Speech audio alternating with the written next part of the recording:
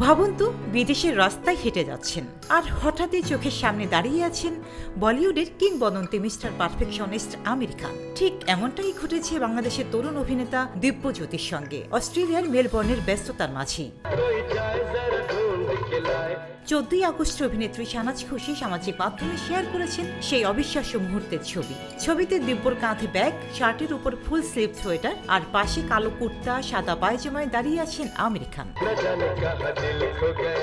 স্বপ্নের নায়ককে দেখে দিব্য হাতছাড়া করেননি সুযোগ। নিজেকে বাংলাদেশের অভিনেতা হিসেবে পরিচয় দিয়েছেন। হয়েছে প্রাণ খোলা আড্ডা। আর যখন আমির জানতে পারেন যে দিব্য ভারতের কিংবদন্তি পরিচালক শ্যাম বেনেগলের সঙ্গে মুজিব একটি জাতির রূপকার সিনেমায় কাজ করেছেন, তখনই বদলে যায় দৃশ্য। বেনেগল স্যারের ভক্ত আমির খান দিব্যর পিঠে স্নেহ ভরা চাপড় দেন, গর্বের সঙ্গে প্রশংসা করেন।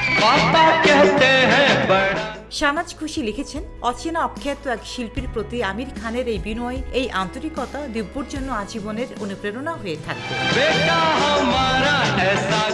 উল্লেখ্য, দিব্যজ্যোতি নাট্যকার বৃন্দাবন দাস ও অভিনেত্রী শাহনাজ খুশির যমজ সন্তানদের একজন। পড়াশোনার পাশাপাশি নাটক, ওটিটি ও সিনেমায় নিয়মিত অভিনয় করছেন তিনি। ধীরে ধীরে গড়ে তুলেছেন নিজের শিল্পী জীবনের সোনালী অধ্যায়।